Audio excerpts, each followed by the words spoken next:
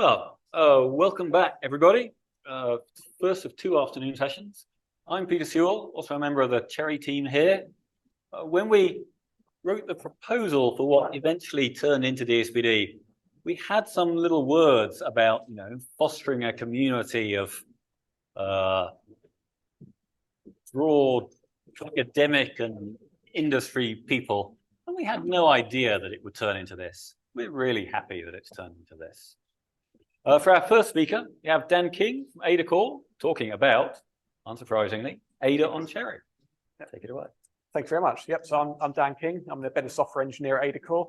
And for the last about a year now, we've been working on trying to port a different programming language to CHERI, in this case, Ada. So for those unfamiliar with Ada, it's an imperative programming language born in the 80s.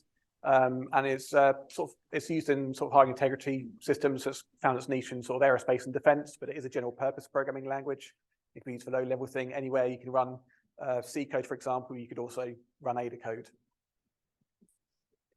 So today I'm going to talk about our experiences with porting Ada onto CHERI. So I'll start by introducing the project that we've been doing this work under, and then I'll talk about what we found when we've been porting sort of Ada application code onto CHERI, how easy and difficult that is, where we found some limitations with the language, and we've been able to try and take advantage of CHERI to get some benefits when writing Ada code on a CHERI target. So the project that we're doing the work under is called Edge Avionics, and this is a collaboration led by DSTL, funded by the RAF Rapid Capability Office, and is delivered by GE Aerospace and its partners Ada Core and Wind River. And what we're hoping to achieve on this project is to demonstrate Morello and CHERI in a defense environment. So we want to be able to demonstrate a network of secure units running a legacy Ada avionics system on a Morello target to sort of evaluate the security claims of CHERI and see how it goes, really. And to also demonstrate resilience at network level in this sort of cluster of devices. So the technology stack that we're working towards is to take about 1.5 million line Ada code base for an avionics mission system and compiling that with our Ada compiler called GNAT Pro. We have code generators based on GCC and LLVM, and we'd say look at taking an application and running that on VxWorks from Morello on top of the Helix hypervisor, and then running that on the Morello development board. Each one connects to a cluster of each Morello board connected to one GE remote interface unit. Run those in the network and to demonstrate resilience. What we at Ada Core have done today is we have ported our GNAT Pro Ada compiler to the bare metal Morello. So we're running in PureCat mode. We've taken our Ada front end and put it with GCC and LLVM, and we have delivered 3 sort of flavors of our runtime. So the smallest runtime we support is called the light runtime, and that's a pretty minimal kind of subset of the language it supports. So in particular, it doesn't support things like exception propagation. It doesn't support multitasking, and while it does have a heap, it doesn't support deallocation. So you typically would allocate memory at the startup of your program, and then you don't deallocate memory from that point. So it's typically like sort of certified environments we don't want to deal with issues with heap. We have a light tasking subset, which basically builds on top of the light runtime but adds support for multitasking. So Ada as a language has built-in support for tasking. You can declare tasks and use sort of priority-based preemptive multitasking. So like that tasking runtime adds support for that. And then finally, the embedded runtime is a larger subset, and that includes support for multitasking, adds support for exception propagation, so you can same sort of thing as sort of C++ exceptions, you can think of it. And it also does support deallocation as well. So we're using newlib's heap allocator on that runtime. So we have these tool chains available today, and our next phase of work is to work on the tool chain to support VxWorks for Morello. So working with Ada and CHERI, we need a way to deal with capabilities. So Ada has a built-in type for dealing with memory addresses called address, and it's in the system package. And this allows you to represent a machine address for individually accessible elements, typically bytes on modern architectures. And on Morello, this is now becomes our capability type, so it becomes a 128-bit value. So this type is an opaque type, so it doesn't allow you to actually get direct access to the internals of that type. But it does allow you to do things like arithmetic on that type, and you can convert that to an integer representation, which we have another type, integer address. But this isn't a capability type in Morello, so it's just for simplicity, it's the same as any other sort of integer type. Morello is 64-bit unsigned integer. But there are functions that are defined in the language which allow you to convert between these two values, so you can get the integer representation of an address, which on CHERI would take the address part of the capability. We've also defined a new package which essentially provides bindings to the compiler intrinsic, so you can manipulate capabilities, you can get and set the address part of capability, you can adjust the bounds of a capability, and you can do unsealing, unsealing, change your permissions, things like that. So when we're taking an existing ADIC application and porting it to CHERI, we've actually found it's pretty low effort to port applications to CHERI. And that's actually thanks to the fact that Ada generally hides, any underlying sort of address or pointer manipulations hidden behind the scenes. For example, if you're passing parameters in and out of functions, you just specify whether that parameter is an input, an output, or an input and output, and the compiler takes care of passing that by reference or value under the hood. Similarly, arrays are a first-class citizen of the language, so arrays preserve their bounds. You don't need to do arithmetic to access those. The language does have pointers called access types in Ada, but it doesn't allow you to do arithmetic on those types. So you use that particularly like heap allocations, for example. Now, having said that, there are mechanisms which allow you to actually sort of break the type safety of the language, and you can go under the hood and actually mess with addresses, but you kind of have to go out of your way to do that, so you can't sort of accidentally make those sorts of mistakes. We found really the kind of areas of the code that needs changes to make it work on specifically on CHERI is really kind of low-level code, things like we deal with memory allocators where you need to do arithmetic on addresses to allocate blocks of memory or align things when you're doing a memory allocation. And so those are the areas of code where we really find we need to make a few changes on. So I have a couple of examples of that. So one, and these are really mostly kind of hygiene issues in the code, where sort of people have perhaps done things in a bit of an unsafe way, but there's kind of a better, sort of more standard way of doing it. So the first example I've got here is where you try and sort of convert between an address, which is a capability type, and an integer address. So Ada provides a facility called unchecked conversion, which you can think of like as a reinterpret cast in C++. It allows you to convert between two completely unrelated types. But Ada does define some checks that the compiler has to do when you do those conversions, specifically that the two types have to be the same size and they have to have compatible alignment as well. So this breaks on Morello because when you're trying to convert a capability to an integer, they are different sizes, 128-bit capability versus 64-bit integer. So the compiler actually gives you a compile time error in that case. But it's easy enough in this example to make it work. There is actually a built-in conversion function for you called toInteger in the system.storage elements package. So it's just a simple case of just avoiding using unchecked conversion and use one built-in conversion function instead.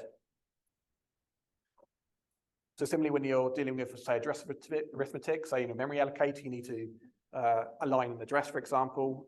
There are some places we found in our code which where they will convert it to an integer, do the arithmetic, and then convert it back again. And that loses provenance because you're going from a capability type to a regular integer, and then when you're converting it from an integer to a capability, you can't create a capability out of valid capability out of thin air, and so that doesn't result in an address that you can actually dereference. However, on the address type, you can actually do arithmetic directly on that type. So if you just rewrite it to avoid doing the conversion to do arithmetic directly on an address object, then that avoids this problem entirely, and the provenance is preserved throughout the calculation. So it's really just sort of mostly hygiene issues in the sort of application code. And these examples are from the runtime code that we've reported. So while we were porting our runtimes, we did hit across a couple of sort of language limitations where it didn't quite work on a CHERI system. And this is really in cases where it required converting an arbitrary address into a valid pointer, which again, you can't really create a pointer out of thin air in CHERI. So the first example is an ADA streams facility, which allows you to essentially read and write sort of built-in types like integers, floats, or arrays into a binary stream. And since addresses are built in type, you can read and write that from a stream as well.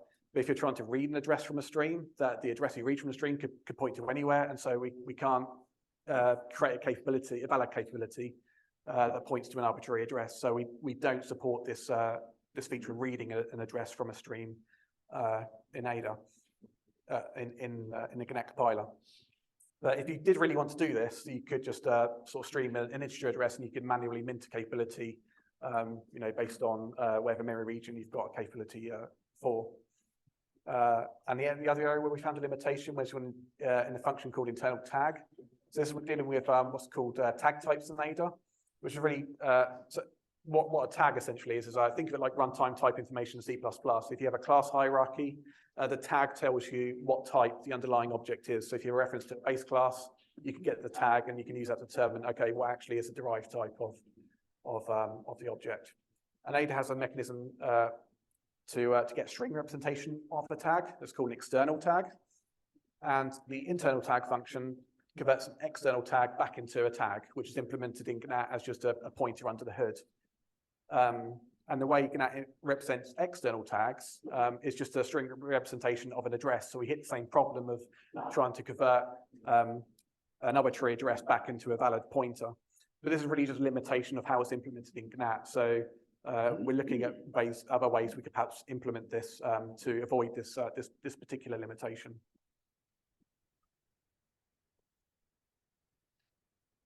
So while Ada is a memory safe language, it defines a bunch of sort of language defined runtime checks. So you've got things like array bounds checking, you've got integer overflow checking, you've got ranged type checking as well. You can define pre and post conditions, which are checked at runtime, sort of type predicates and invariants. But there are areas of language which allow you to go very low level and sort of bypass these checks. Ada uses the term unchecked for these kinds of mechanisms, sort of think of it roughly like unsafe in Rust. So a couple of examples: unchecked conversion, like we've seen, allows you to convert one type to a completely different type. Deallocation is considered unchecked in Ada because there are problems with, say, dangling pointers.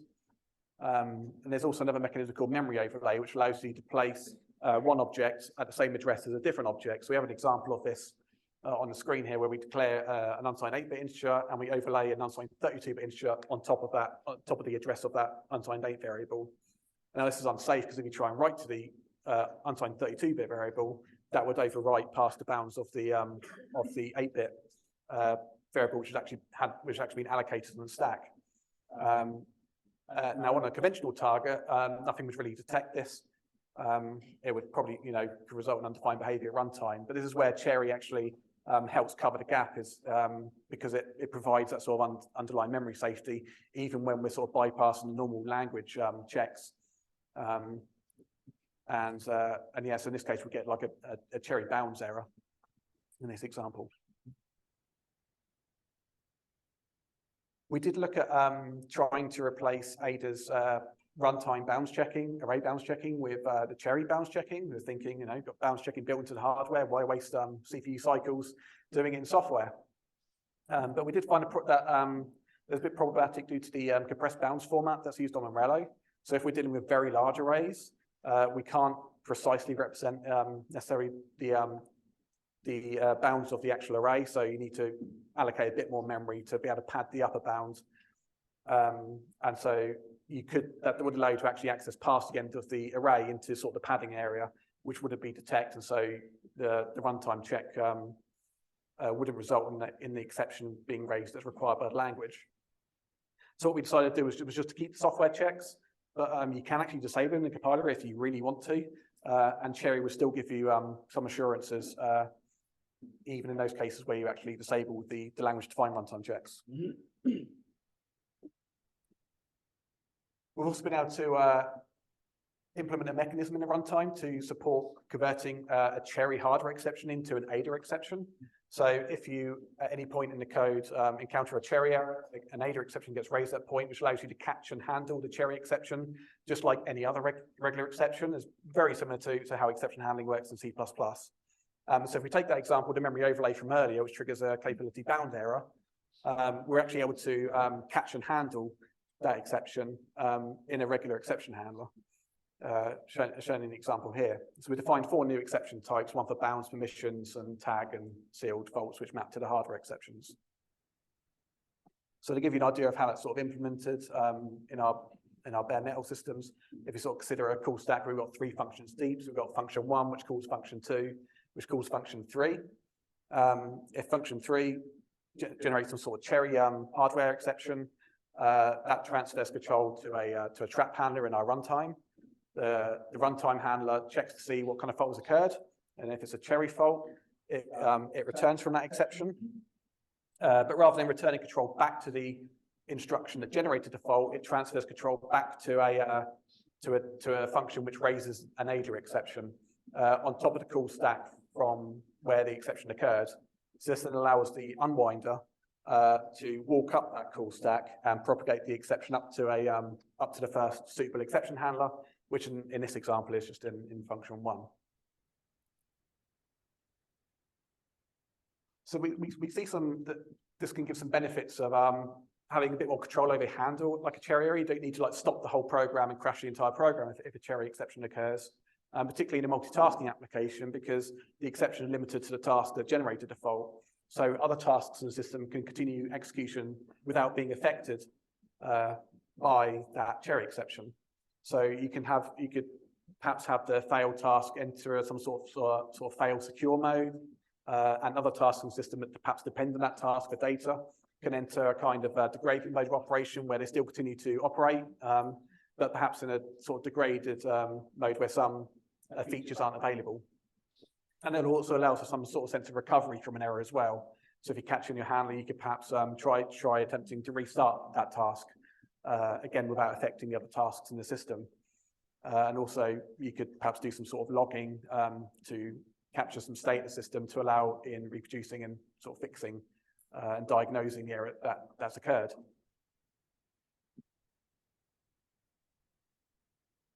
So finally, we actually found some value in just using Morello as just a test target. So during the development of our runtime, we have a sort of common test suite, which sort of language conformance tests and regression test suites that we run on every target we support. And on Morello, this actually found a memory safety bug in some compiler generated code for a compiler feature that was under development at the time. And we only found this just by running our existing test suites on the Morello target. In this particular case, these bugs weren't actually able to be caught by other tools like Valgrind and the address sanitizer. So the only reason we actually be able to detect that bug as early as we did was by testing on Morello, really. We did present details of this at the Digital Security by Design All Hands event in November last year.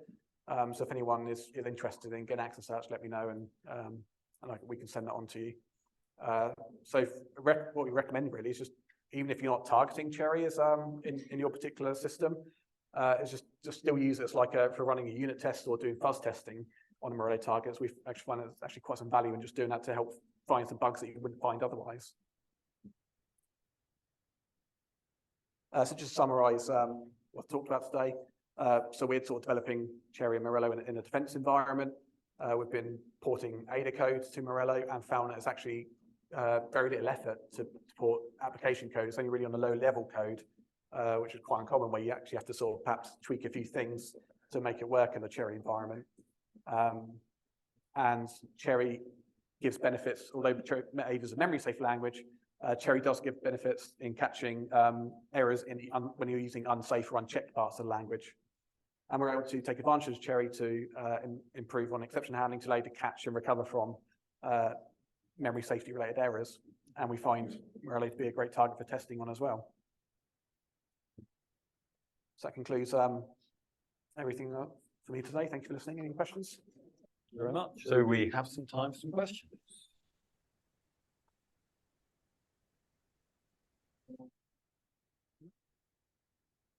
Darren, can stop you from doing hardware bounce checking, and then if you don't have a track balance, you'll be back in software? So the question was, is there anything stopping us from relying mostly on hardware bounce checking and falling back to software bounce checking? Was that the question? Yeah. Well, yeah. So I think there are some cases where we could potentially do that, because Ada actually allows you to define a new type for an array, and you specify what the bounds of that array is. So you could have, like, say, 1 to 10 elements, and if that's within the bounds where you can do byte-wise bounds, then you could potentially omit the checks in that case. But if you've got arrays which could be bigger than that sort of limit, then you perhaps want to maybe rely more on software bounce checking. But we haven't implemented that at the moment, so that's a little bit tricky to get it to recognise that sort of case. And also to actually recognise, is it because a bounds check has failed, or is it because, say, you've got a stack overflow, which would also appear as a bounds check? It's a bit tricky to sort of understand, so you know exactly what kind of exception to raise in the program. So yes, it's not quite as straightforward as we would hope. I have a tiny supplementary question. Is there folklore that tells us how much Ada bounds checks normally cost? How much performance is potentially on the table? I don't know an exact number off the top of my head, but I expect it to be similar to things like, say, in Rust bounds checking as well, which I don't think there's not a huge amount of overhead, I don't believe. And you do have the option of turning off bounds checking, and you can do it on, like, sort of fairly fine-grained basis. You can turn it off for, say, an individual function.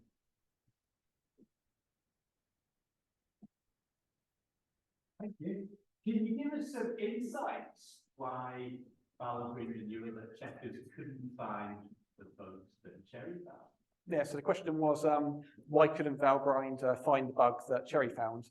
So in that case, that was in a mechanism, it's called a secondary stack. So as well as having a primary stack, Ada allows you to return variable sized objects from functions, and we use a secondary stack for that. Now, in our bare metal runtime, this implements just a single block of essentially static memory.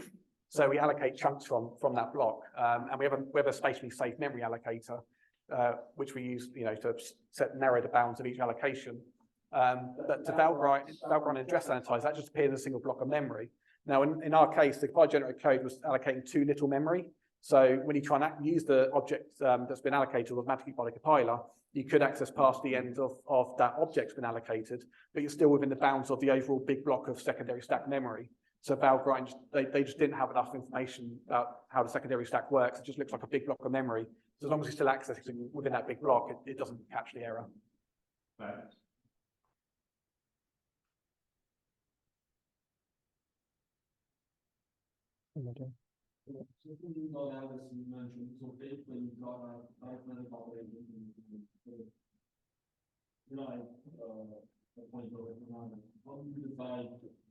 Which one was for binary operation to solve the problems for that particular one? Can you repeat the question, sorry? Adding two addresses together. One of them is going to be the source of the capability, and then one thing to be also how we make them separate. So adding two addresses together, having two where problems come from. The typeset doesn't allow you to add two addresses together. You can have an address and then add an offset to it to get a new address. You can't. I think you can subtract to it. You can subtract two addresses together, but I think you just end up with again, like an offset between them. So we don't really run into that sort of issue because you can't add two addresses together.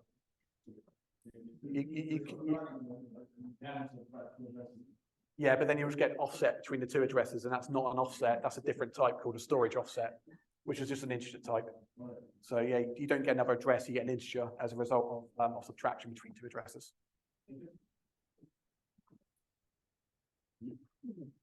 Any other questions? Then, thank you again.